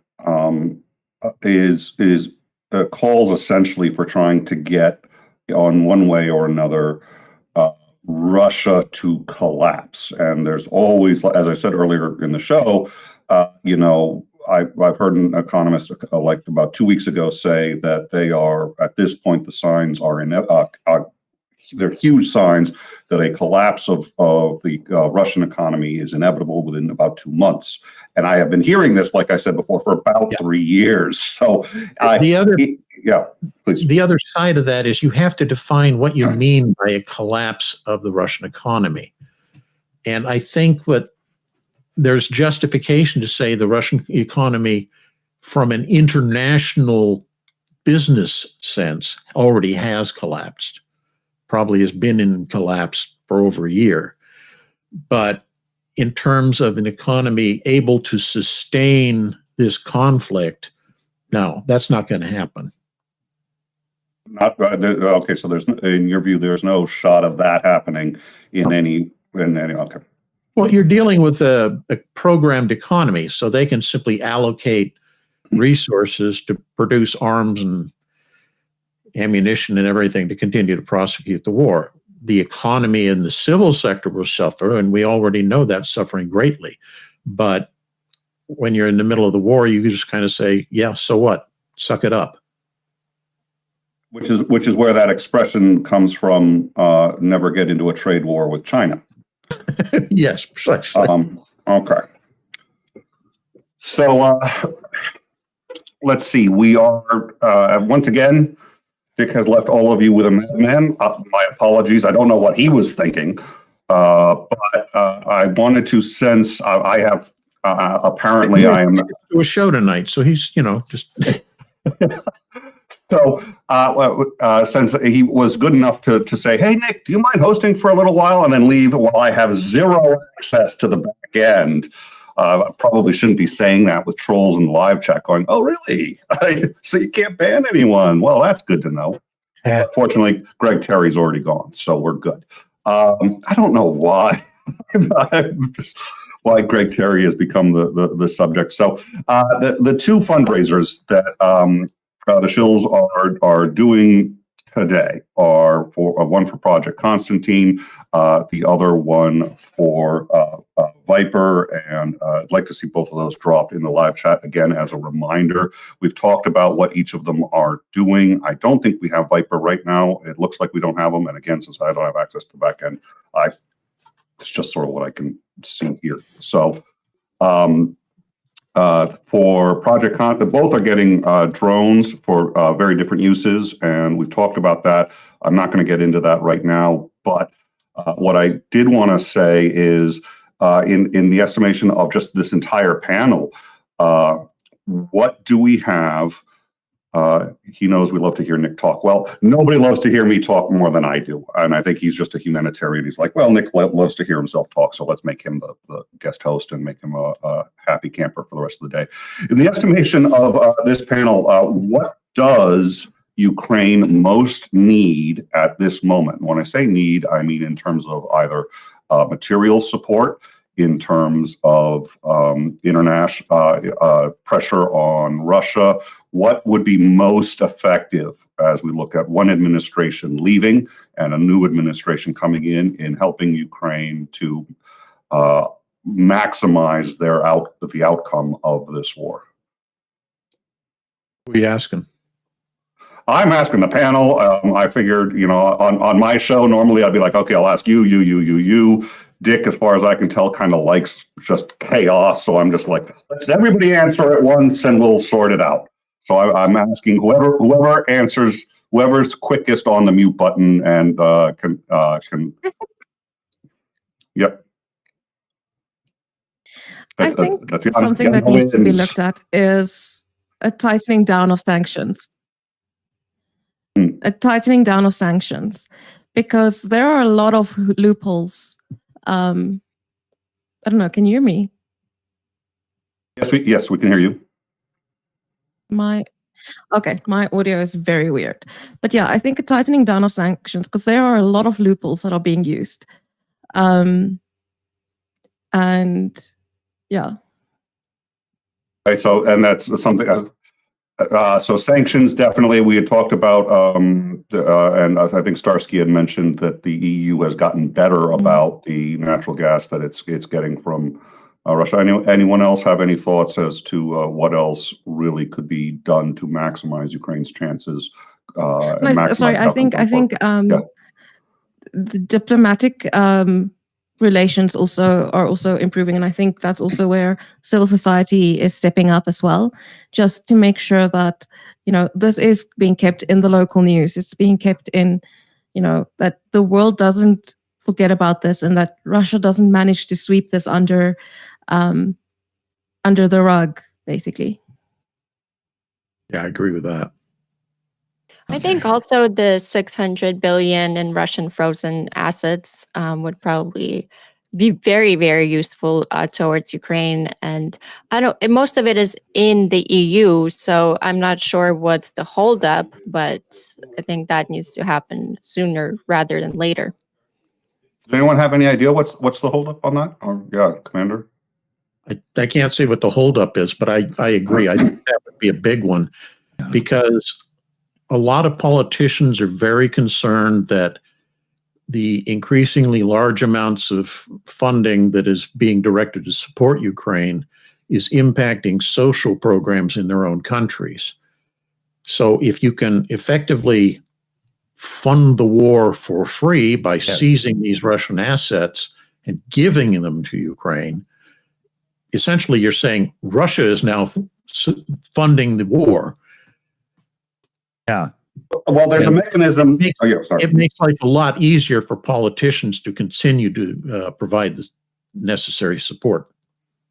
There's obviously a mechanism for that after the war, because you say reparations, and then when they don't pay, because they won't pay any reparations at all, then is there any mechanism? Is the holdup that there's no actual mechanism for that during the war, or is the holdup, do you think, a lack of will? Nobody wants to piss off, or everybody's got their own problems, so nobody. Any thoughts? I would think that the biggest concern is one of setting a precedent.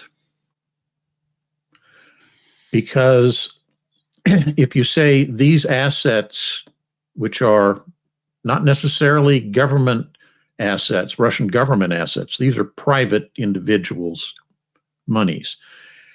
If you say those can be seized and turned over to a government, then every single wealthy person around the globe starts worrying of, am I next? But that's stolen money. I'm not arguing with you. I agree. Okay. But you have to remember what government really, the real function of government tends to be, is to protect the wealth, prerogatives, and privilege of the propertied classes. So they have a lot more influence on what decisions are made than your average voter. Right. Starsky, what do you think is most crucial to maximize Ukraine's outcome in the war? It depends on what the strategy objective is, because we don't know the strategic objective that is planned by the High Command. That's why I cannot talk on their behalf.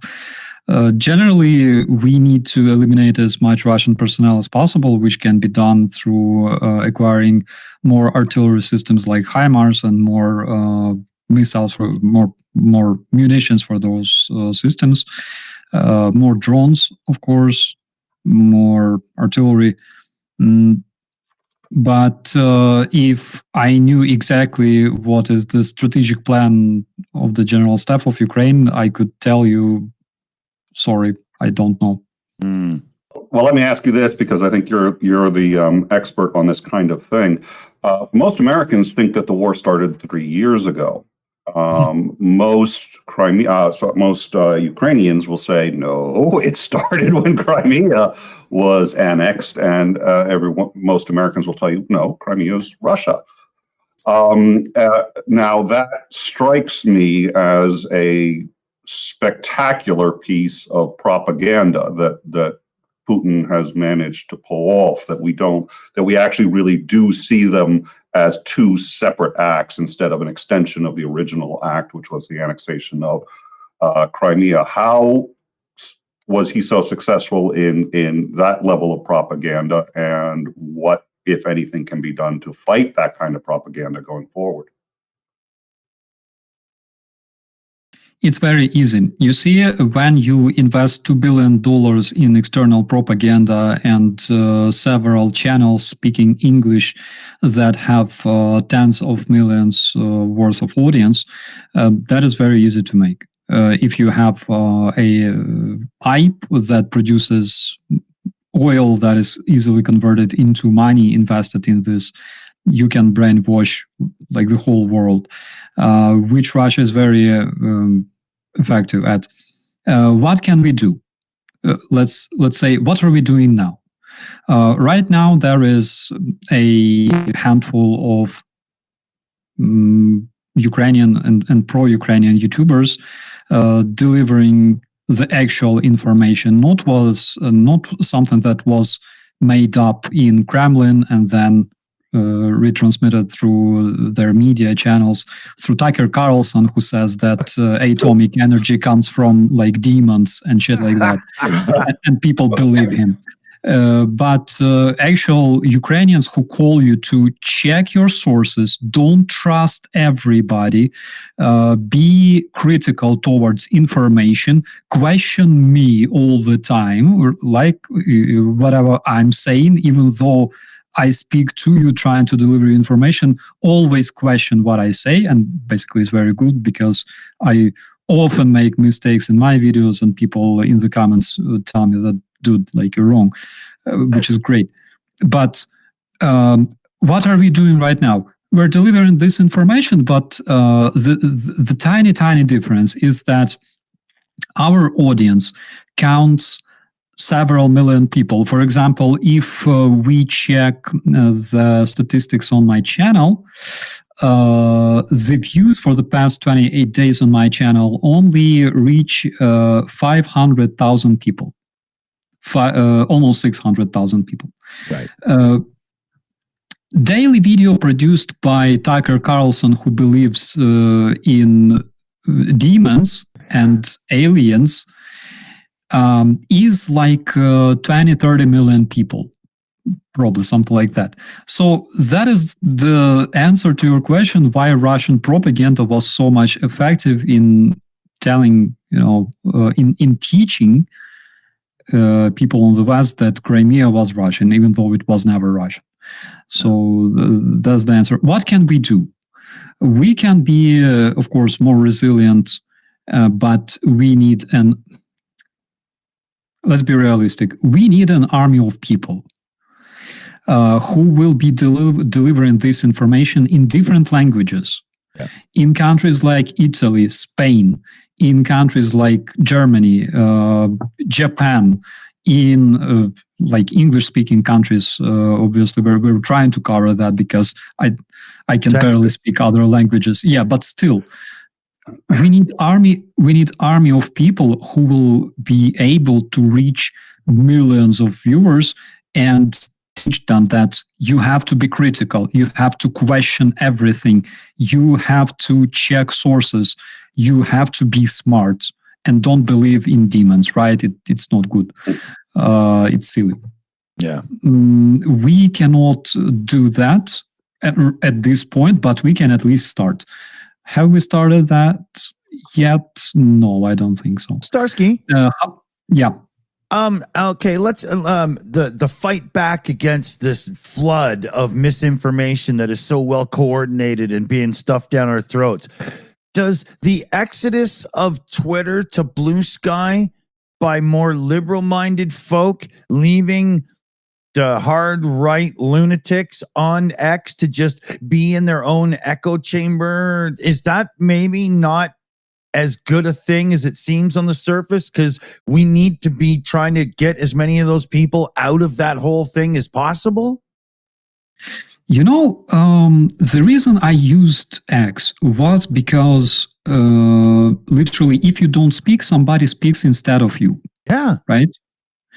That's why I thought that having my account on X would contribute to the common effort of delivering information to the world, information about Ukraine. But the problem is the throttling. So the problem is no matter what you're doing on X, your information will never reach as many users as you expect. Yes. That's why don't even bother. It's like, it's like talking to yourself. I checked only between 2 and 4% of the audience subscribed to me on X, which is 120-something thousand. Only 2 to 4% were reading my posts, which is crazy. Usually, again, according to my observations, it's like at least 10%. Yeah. But on X, it's like between 2 and 4 in best case. So why bother? Yeah. On the other hand, people on X, like it works for everybody. If you support Ukraine, if you post publications regarding Ukraine, you are either throttled or if it's something bad, of course, and if you cooperate with different Russian agencies delivering you specific narratives from Kremlin directly, then you will, of course, have good reach. Yeah. And generally, there's like millions of Russian bots on Twitter. So if all the proper people just quit it and go to the Blue Sky, for example, or Threads, then what do we have? We have like the same situation. We have a bunch of people reading all kinds of trash from Russian bots and promoted pro-Russian narratives, which they did previously without reading us, without reading our content. And nothing changes pretty much. What does the Blue Sky offer to us? It offers moderation, it offers reach. That is exactly what we need. So I believe that migrating from X to the Blue Sky is a big help. It won't help you to stay on X and try to fight Russian disinformation with your narratives, with your facts, because your content is throttled. It doesn't work anyways. And you have to pay. You have to pay anyway if you want to be seen aside. It'll be throttled if it mentions Ukraine, anything like that. But it also is throttled. My posts that don't mention Ukraine or that don't that anything, I don't pay. So I went from getting maybe 5 to 10 responses, people like replying in a thread to every post I did, to 0. I haven't had a single reply to any post. And the reason is because I haven't paid. I'm sure if I get a pay account, I've seen people get a pay account, I've seen creators get a pay account, and they justify it, and I understand the justification. They justify it because they say, I'm a creator, I need to get out there, so they pay. But I'm like, you do know where that money is going, right? You know who's getting that money. And it's sort of like the devil's bargain. But as soon as they pay, they go right back to the original numbers they had before Musk took over. So it's sort of like it's pay to play, and you got all, in addition to all of the things that Starsky just mentioned. So yeah, and who are you paying? Nick, it's not really like that because I have a premium account on X. Yep. Right, I'm paying Elon Musk to have opportunity to be seen, even work. It still so even though I have a premium account, even though it doesn't work. Yeah, exactly. It doesn't matter if your account is like, of course, if you're Stephen King, literally because you have like 30 million subscribers, you will have reach one way or another, because 1% of all of your subscribers, like it's a hell lot of people. But I have a premium account, and still it's between 2 and the reach of the audience is between 2 and 4%. Yeah, I saw a YouTube section that somebody did about this, and he established brand new accounts on both X and Blue Sky and ran them for a couple of weeks, and then ran a test to see how engaged the audience was in each place. And he said he had more total followers by a factor of perhaps 5 or 6 on X than he did on Blue Sky, but he said the amount of engagement he got was 2 to 3 times larger on Blue Sky. People who liked, the number of people who subscribed, the number of people who commented or shared his posts on Blue Sky were 2 to 3 times more, even though it was, a lot less viewers that were seeing it. So I think that's one of the important things that's the takeaway, is that you potentially are having a larger audience see you, but whether they're really seeing you, whether they're getting engaged, I think it's very clear that you're getting much better numbers if you're on Blue Sky than you are on X. Yeah. Also, it seems like, X has a system where it's better to just have like one post a day, because if you put a couple of posts, they will actually go ahead with each other and the best one wins. Yeah. So on Blue Sky, I noticed that it's actually better to post a lot more. That way, the algorithm seems to be pushing you out much, much better, which is a huge thing for me, at least. While we were talking about this, we have a blue sky for the Shills now. It's in the live chat. So, yeah. And because I have a server, I might run our own private server for it and all that kind of stuff too, because why that's not right, you geek can do out? that. Yeah. Yeah. That's one of the, yeah, please. I definitely recommend everyone here to get a Blue Sky account, because right now people are just loading up there, and it's good to have. The more platforms you have, the more reach you have, the better it is, and more information. But right now, Blue Sky, it's popping. Everybody's following each other, so it's important to kind of get in there on time. My partner on most of these shows here on the Shills and I have been talking about the fact that we need to do social media. We're just not naturally interested in it. Neither one of us do social media, but it's for the good of the channel. And neither one of us could stomach the thought of running the X account. So now I've taken that decision away. Dunk can play on Instagram and I'll do Blue Sky. So you'll find me on Blue Sky running the Shills account now. And that means it's just going to be full of chuckle fuck nonsense. So come have some fun.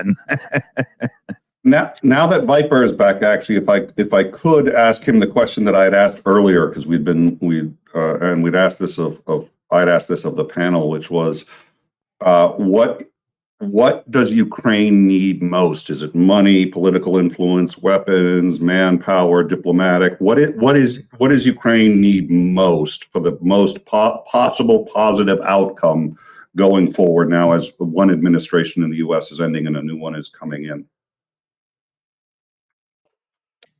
I think it's a combination. Sorry for my video not being on. We are under air alert, so our signal is not that good. So I would say it's a combination of things, because it doesn't just help throwing weapon systems into a country where you need manpower as well to run that weapon systems. And again, what do Ukraine need? It's a combination of manpower, but also the weapon systems to be able to make a difference. I think with Biden giving the go-ahead for us to be able to throw ATACMS and things like that, and Storm Shadow into Russia, it will help a lot, because the problem is we've never been allowed to actually tackle infrastructure from a logistical point of view in Russia. It was always a defensive move for us. If they push, we stop them. If they push, we stop them. Now, to be able to preemptively strike logistic hubs, railway crossings, things like that, I think would help us already a lot. And I think if everything also that is promised from the whole world just gets delivered in Ukraine, that already will probably help us 90% more than we are helped now. But again, like I said, important for me is so that we can actually be able to attack. It's not throwing it like the Russians like to throw into civilian buildings and things like that. It's actually utilizing that missiles and to be able to stop logistic supply and things like that. Because if you do not continuously get logistic supply on the front line, I know how detrimental that can be. And that not only does demote your morale from your soldiers, and we always have the saying that a motivated soldier is a good soldier. So if you demotivate them, if they do not get their MREs, food, water, things like that, or weapon systems or ammunition, I can promise you'll demotivate them, and they're already demotivated, but you will even demotivate it to a point where they would just not want to continue fighting. That's my opinion.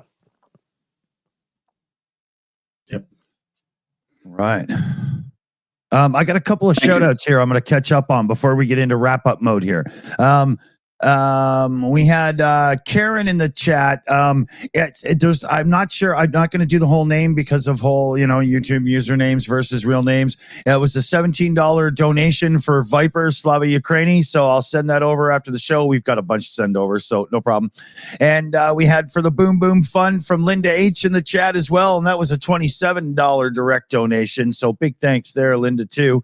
And we had Yvonne Way with a super sticker there, a cute one too. Jean-Marc in the chat, no hamster for Christmas except for Russians. Papa Dutch, oh shit. Hari Krishnas, those guys bug me. Oh jeez, yeah. I bet Greg just had to deal with them. He was at the airport, right? So, isn't that how it works still, or is that like a 70s thing? Papa Dutchin again here. If I can't be the president, perhaps I can simply purchase one. Well, I think right now you do that by buying wannabe Gibson guitars, I think is the latest schlick. But keep watch, because with Trump, you never know. I mean, tomorrow he'll probably be selling golden or gilded toilet seats, right? Papa Dutch again. Although the entire concept of Trump at the wheel right now is in some ways frightful, the current administration has dropped the ball. That seems to be accurate. That there seems to be a lot of unrest on both sides over everybody. For sure. Thanks there, Papa Dutch. David L came in. That's the right button, with a $50 super chat donation to Best Use. Nice to hear from you guys. Hey, David, that was a big one. Thank you so much. Into the fund it goes. We'll be splitting it between the two groups. Papa Dutch again. Anarchy is what happens when you can't do shit about it. I like the use of the emoji to get around YouTube stuff there. Very good. Very good. Johnny Nevergard in the chat there. We should apply the same limits as Iran does. None. I like the sound of that. And then we got Papa Dutch rounding it out here. Warum Zuik dat doing? Huh?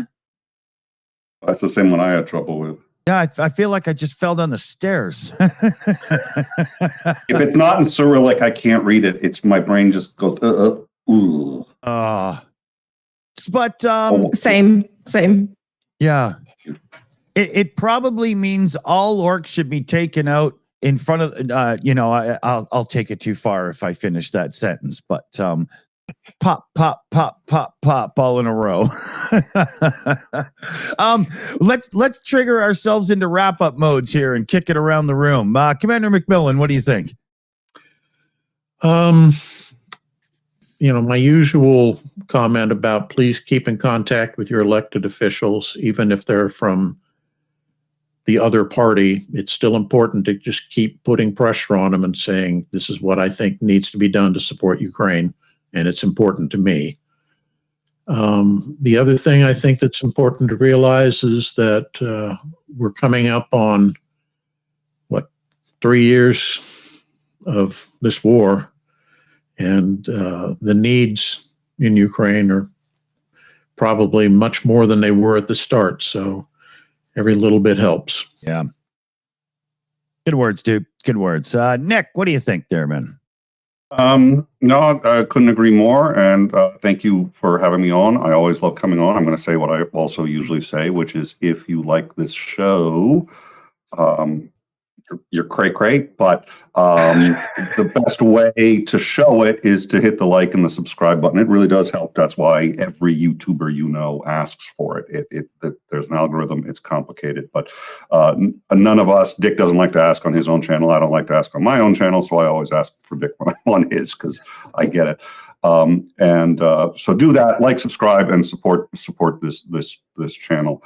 My channel is In Time. We're a news and educational show, and if you want to check us out, you can come down, and there's some overlap. There's a lot of overlap in terms of I think goals between the Shills and us. We'd like to be educational. We're a bit more serious and can be dull and boring, but we cover this stuff.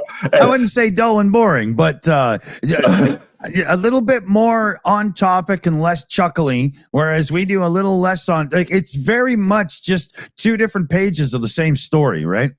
Exactly. We do news with laughs. Dick does laughs with news. Yeah. There you go. That's the way to do it. So So you can always come check us out, but it's always a delight to be here. So thank you, Dick. And it was a pleasure to chat with all of you. So thank you. Awesome. Where am I here? I guess Slavie, you're up next. From her channel, Yurchenko. Is that? You got it. I'm impressed. I'm learning. So today is Holodomor Remembrance Day. So I just wanted to say that to pay kind of your respects. 10 million Ukrainians were starved under the Soviet rule. So yeah, just pay your respects to whenever you see Ukrainian.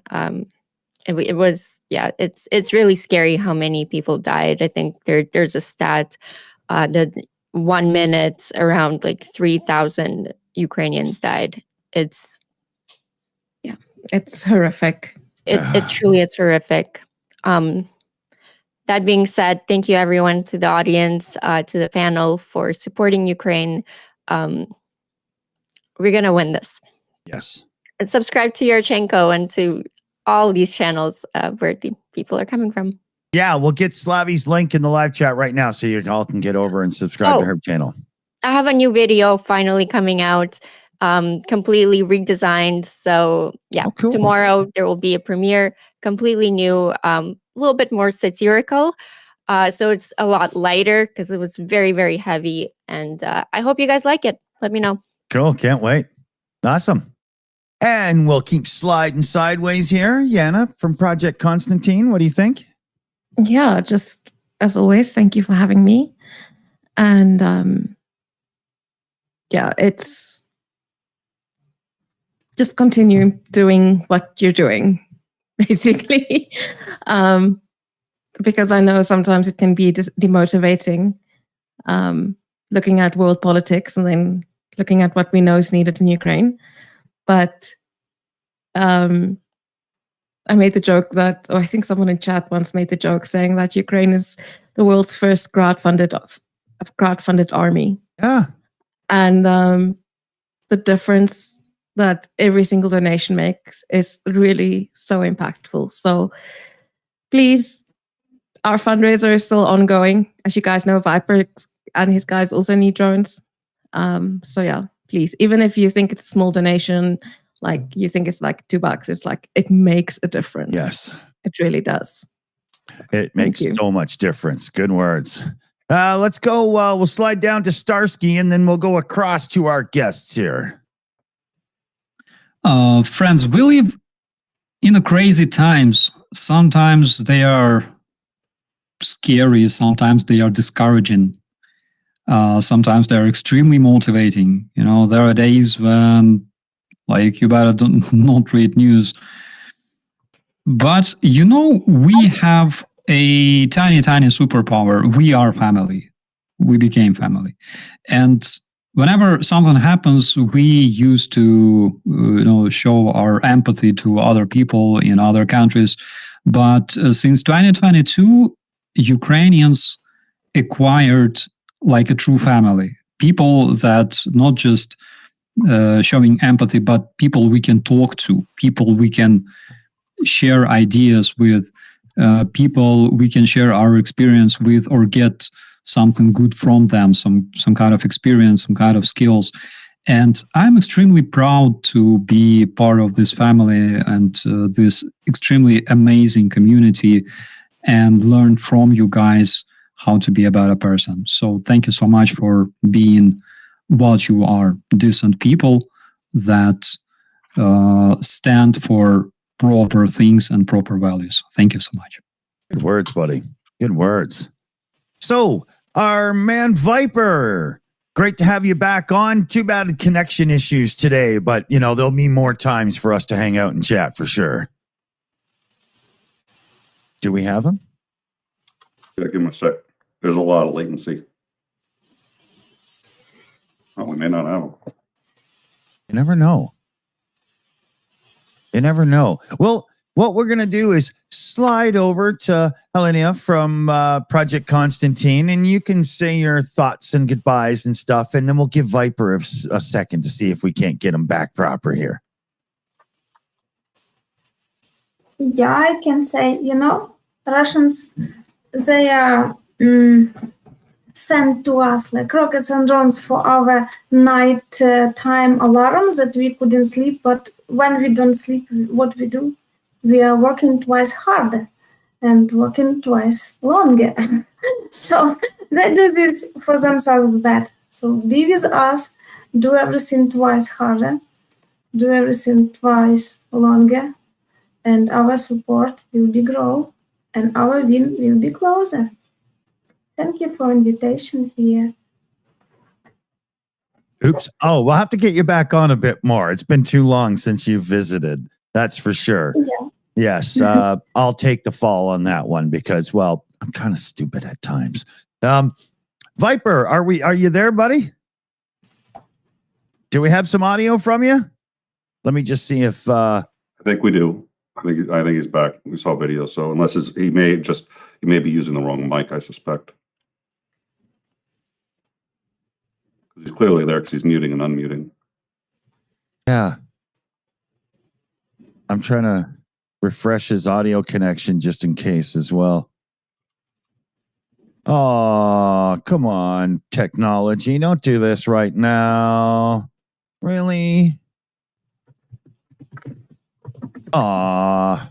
That's what I love about Video Ninja. It's like, why use vMix when you can screw things up twice as fast with Video Ninja? Yeah, well, sometimes it does happen, but if everybody just had like desktop computers plugged into their routers and stuff, this thing works amazing. But it's when you start dealing with phones and stuff that things start falling apart a bit. Okay, Viper's just completely dropped out of the mix now. So he may try to come back in. So we stall for. Yeah, we'll try to give him like 30 seconds here or so and see if he can't get back in. Dick, one of my friends asks if I've been helping you with the stream because you're having the same type of tech issues. That's funny. That's the joke he's using in Times Producer because we have all the same problems too. So it's just like we went to in Times Producer. That's why the show's going the way it is. I do have a couple of shout outs we can do. Okay, he's just joining in. We got Blonde Bombsheller came in with a $50 super chat. Love it, Blondie. Viper on to victory, I do believe is what it says. And and it's got big hearts and stuff. So that's huge. We'll put that into the fund right away. And B. Dobson became a Shills apprentice. Hey, love to see it. Thank you so much. Viper, can we hear you, buddy? Yeah, I don't know. Can you hear me? Yes, so you're on, buddy.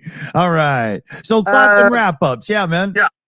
Quick one. I always hold on to the fact that the light shines the brightest when it's the darkest around you. And in Ukraine, it's so true. Sometimes when we look at world news and we look at elections and things like that, you get so caught up with what is happening 12,000 kilometers from you that you actually forget to just stand a moment still and appreciate the small little things around you. All I want to say is thanks for the awesome support of the whole world with Ukraine. I can promise you it's every little bit helps. Like Jana said, even if it's $1 goes a very far way. And then another thing is keep up the good work from the guys that's pro-Ukrainian that sends the word out. It's always good for us to just like sometimes drop into your streams and just hear a little bit of news. We don't want to watch news at all because it demotes us. But I mean, it's always good to hear from you guys. And thanks for everything that you do for our community. Thanks that you support us. Thanks for supporting the soldiers because at the end of the day, it's them that's going to be in the front line and that needs this equipment or vehicles. Again, vehicles, I just want to say, Ukraine loves eating vehicles. Nobody believes this, but I can promise you that this is the country, and I'm from South Africa, where hot country. But I can guarantee you I've never seen, and it can rain a little bit, and that mud just swallows things completely. So, totally. Thanks for everything that you guys do. And from our side, we will keep on fighting because it's worth fighting for. Awesome. Speaking of cars, Car for Ukraine, there's no S on it, carforukraine.com. Claire's in the chat there. They're doing lots of good stuff. We're going to be doing some fundraising with them coming up. Everybody say hi to Claire for us. I want to give a huge shout out. Oh, first off, I got to wrap up the last shout here. You know They Exist came in with a good super chat here. A great one to end on. This is to praise all the preceding super chatters.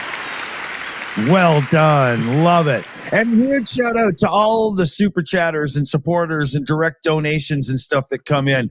You guys make a big difference. Like you've heard right here from the people that are there doing it and making a difference and stuff. It really helps. It's awesome.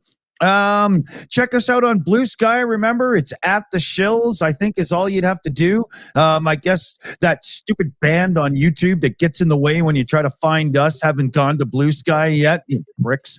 You know, they have like 240 subs, and when you search the Shills, they come up first. How the hell is that fair? You know? But not that I'm bitter or anything. But thanks everybody, and we gotta. I've got life to get to, and I'm stalling now, and Commander's got to go, and Nick's got to go. So let's just hit some buttons and get out of here. Thanks so much for the support, everybody. Slava Ukraine. I'm Slava. Good words.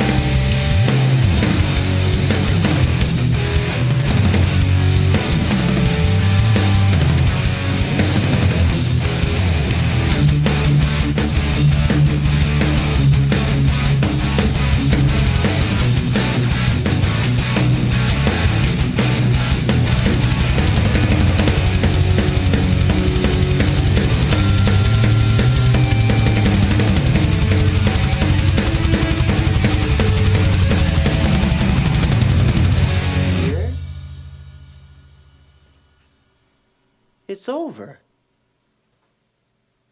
Go home.